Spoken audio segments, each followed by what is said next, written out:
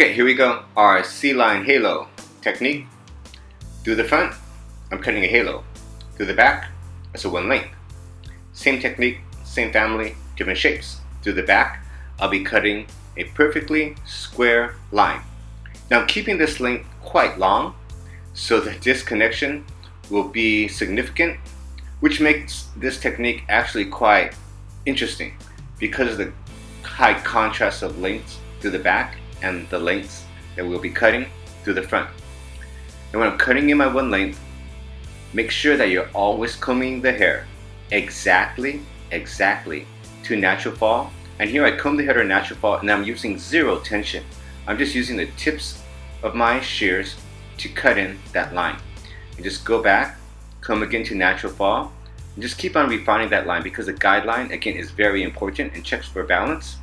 So here we go with our next section. And comb the hair again to natural fall. I can line up the base of my comb and match it with my guideline because the base of my comb is actually a perfect one length, like 0-degree line. So by matching it up, it gives me more of a clear target for what I need to be cutting. So again, small manageable steps and constantly check for symmetry and balance. At this length, it's wise to have your guest stand up while you're putting in your one length.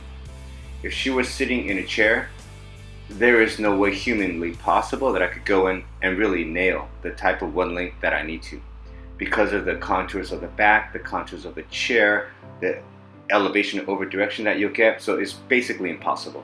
So if you really want to nail this one length, have the guest stand up just for a while you're putting in that line, and once it's in, then they can go back and be comfortable. Okay, so now for our halo, comb the hair to natural fall and just gradually cut in the actual length you want to see. Once you cut it in, you have to go back and keep on refining that line. That guideline is really important. So invest a bit of time while you're putting it in because when your guideline's strong, the progressive sections will flow smoother. Next section, I comb the hair to natural fall with very little tension to no tension around the ears. And then as you're cutting a halo, you have to remember that the halo, the shape is actually a curved shape. So every time your scissors open and close, you have to adjust that angle slightly. And again, comb the hair, refine your shape. And still working with curved sections. Now here I'll use a decent amount of tension and make sure that your eyes are exactly in front of what you're cutting. Like seriously, because when you're cutting a halo, it's all about details. So you have to be able to see those details. So the best way to see those details is to make sure that your eyes are in front of what you're cutting the entire time. So I'll comb the hair to natural fall a couple of times until I get it right. And then I'll go in, following my guideline, and I just work with the bare tips of my shears because this is all detailed work. So with detailed work, you just work with the minimal amount of shear. Okay, so here I'm starting to cut in that fringe area. And I can work from left to right, right to left. I'm working in different directions so the hair doesn't start to be pushed in a certain, if I work the hair too much always to the left, I'll encourage it to kick to the left. So I have to work a little bit to the left, a little bit to the right, especially around the fringe area. So again, working in that one length. Notice I'm just using the little bit of my scissors, and again, every time those scissors close, the angle of the tips of my finger and scissors change. So again, here working from left to right, and again I'll work it back again from right to left. I just want to reveal a little bit of the eyebrow. Now the length of the fringe is totally up to you. You just have to make sure that that curved line matches up and incorporates what you started off at the sides. So again here, the hair is a bit dense, so I'll use the wider side of my 101. And I'll place my comb right on my guide, and as my scissors move, my comb kind of swerves off to my left, and that'll also help me get that curved angle.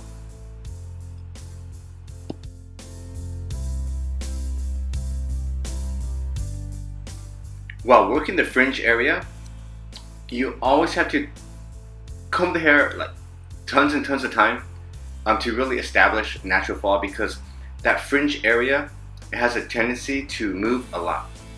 And what I'm doing through the front is I'm building up a corner right at the between the eyebrows, so I'll have a little angle at the eyebrows and it'll curve out. So now to the opposite side, I'm doing the exact same technique, same length, same angle, cross check a lot here.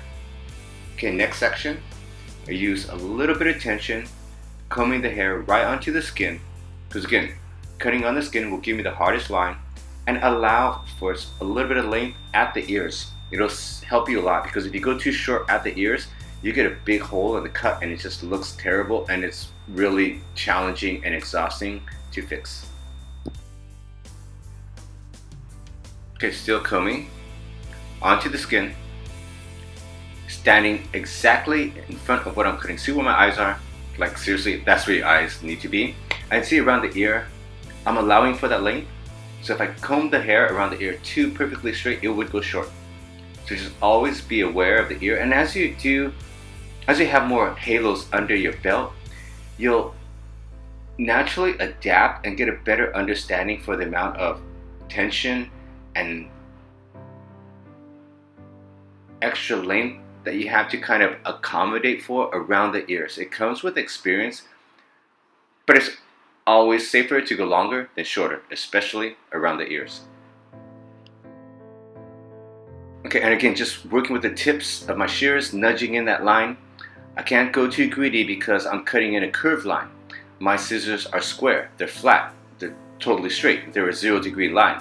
So the only way I can get a curved line is by adapting my scissor angle every time it closes, and that'll give me the curvature that I need to actually knock off a halo. So again, combing the hair, and notice how the tips of my shears curve as it close, open, shut, curve, open, shut, curve. So that's how you get that curvature. Okay, nice consistent tension. Eyes in front of what we're cutting. Just polishing in that line, just working it bit by bit. Don't get greedy. Because you'll find, like, if you get greedy when the hair is wet and you kind of you use a bit too much of the shear, or you're just a bit quick about it, once the hair is dry, you definitely have to go back and refine that line. You will spend an entire lifetime making that haircut perfect, because your foundation is kind of not on, right? So it's better when the hair is wet to really invest that time. The more time you invest when the hair is wet and you're cutting your technical shape, the less time you'll have to spend refining and polishing your shape. Okay, so now we're jumping into the blow dry. I'm using a paddle brush and I'm just getting the hair like super straight, super smooth, super shiny. I'm not going for any type of root lift here. I need to dry the hair the way it naturally dries. If you're doing these techniques like lines, one lengths, halos, if you blow out the lengths too full at the roots, you can really never check that haircut off properly. Okay, and through my halo area, I start off, I'm just flat wrapping the hair. I'm just pushing the hair around in lots of different directions, using a consistent amount of tension to get the hair nice and smooth. The back of my nozzle follows the back of my paddle brush. And I just leave the hair occasionally. But again, I'm going for a super natural finish. I don't want any fake poofy shapes in here, because again, the hair naturally doesn't fall that way. Her hair is like totally bone straight. So I need to finish it in that manner. Like super straight, super shiny, super healthy. Okay, so now we're going back and just polishing up our shape. And with halos, you're always going to get dust, like right at that point where you're looking at, right around the ear. So just, since I know that's where I'll have a lot of errors, I'll immediately go there and start polishing there first. And the thing that's really fun, like staying within the family of technique, because a halo is actually a one length, it's just a curved one length. And a one length is like what we did in the back, it's a 0-degree, it's a square one length. So once you understand the family of technique, you can start mixing and matching stuff, which is really fun. Like I could do like The left side, a square bob, the back, a long one length, and the opposite side, a halo. And they're all within the family of technique. My inspiration here, I'm staying within the family of technique, but again, one is a curved line, the halo to the front, and a square length to the back. So just keep on going back and just refining this line over and over again. Comb it to natural fall, refine it. Comb it to natural fall, refine it. Once you think it's good enough, you know what, it's not good enough. You need to go back and refine that line even more. And once you think it's good enough, give it another minute or two, and you're probably great.